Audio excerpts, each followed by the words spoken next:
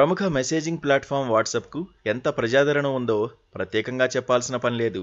ప్రస్తుతం WhatsApp messaging ప్లాట్ఫామ్ను ప్రపంచవ్యాప్తంగా కోట్లాది మంది ప్రజలు ఉపయోగిస్తున్నారు.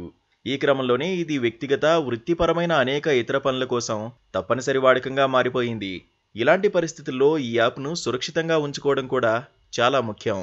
వాట్సాప్ హ్యాక్ అయితే మన వ్యక్తిగత వివరాలు వేరే వారి చేతుల్లోకి వెళ్లే అవకాశం ఉంటుంది.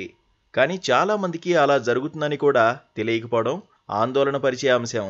అందుకే ఒకవేళ మీ వాట్సాప్ ఖాతా హ్యాక్ అయితే ఎలా తెలుసుకోవాలి, హ్యాక్ నుంచి దూరంగా ఉండాలంటే ఏం చేయాలనే విషయాలను తెలుసుకుందాం. మీ వాట్సాప్లో మీరు యాడ్ చేయని కొత్త వ్యక్తులు కూడా మీకు కనిపిస్తున్నట్లయితే మీ వాట్సాప్ ఖాతాను మరొకరు ఉపయోగిస్తున్నారనే సంకేతంగా పరిగణించాల్సి వస్తుంది. మీకు వారు పరిచయం కోసం సందేశం పంపిస్తే అలాంటి వాటికి స్పందించకూడదు. ఎందుకంటే అనేక మంది హ్యాకర్లు ఇలాంటివి చేస్తుంటారు.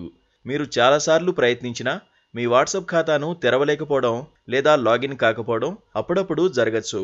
అలాంటి సమయంలో మీ వాట్సాప్ను ఎవరో హ్యాక్ చేసి ఉండే అవకాశం ఉంది. వాట్సాప్ ఖాతా లాక్ చేయబడితే హ్యాకర్ లేదా మరొకరు మీ వాట్సాప్ని ఉపయోగిస్తున్నారనే సంకేతంగా పరిగణించవచ్చు. మీ వాట్సాప్లో వెరిఫికేషన్ కోడ్లను పదే పదే చూసినట్లయితే మీ ఖాతాను ఎవరో ట్యాంపర్ చేశారని అర్థం చేసుకోవచ్చు. వాట్సాప్ అకౌంట్ హ్యాక్ అయినప్పటికీ హ్యాకర్లు వెరిఫికేషన్ కోడ్ కోసం రిక్వెస్ట్ పంపిస్తే ఆ విధంగా వచ్చే ఛాన్స్ ఉంటుంది. మీకు వాట్సాప్కు సంబంధించిన ఏదైనా సందేశం వస్తే అందులో 2 దశల రిజిస్ట్రేషన్ కోడ్ లేదా ధృవీకరణ పిన్ డిమాండ్ చేస్తే జాగ్రత్తగా ఉండండి. అలాంటి పరిస్థితుల్లో మీరు ఎలాంటి లింక్పై క్లిక్ చేయకుండా ఉండాలి. మీ వాట్సాప్ని ఎవరో హ్యాక్ చేయడానికి ప్రయత్నిస్తున్నారని ఈ రకమైన సందేశానికి అర్థం. మీరు వారు పంపించిన లింక్పై క్లిక్ చేస్తే హ్యాకర్ మీ వాట్సాప్ యాక్సెస్ పొందుతారు.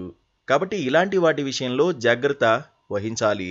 వాట్సాప్లో మీ డేటాను సురక్షితంగా ఉంచడానికి మీ వాట్సాప్ ప్రొఫైల్ ఫోటోను చూడడానికి మీ పరిచయస్తులను మాత్రమే అనుమతించండి. ఇందుకోసం ముందుగా సెట్టింగ్స్లోకి వెళ్ళి అకౌంట్పై క్లిక్ చేసి ప్రైవసీకి వెళ్ళి ప్రొఫైల్ ఫోటోకి వెళ్ళి మీ కాంటాక్ట్స్పై క్లిక్ చేయండి. ఇది కాకుండా వాట్సాప్లో డబ్బు అడిగే సందేశాలను నివారించండి. ఎప్పుడైనా డబ్బు బదిలీ చేయడానికి ముందు డబ్బు అడిగే వ్యక్తి నెంబరు 1కి 2 సార్లు పరిశీలించండి. ఆ నెంబరు సరైనదా లేదా ఫేక్ నెంబర్ నుంచి మెసేజ్ వచ్చిందా అనేది నిర్ధారించుకోవాలి.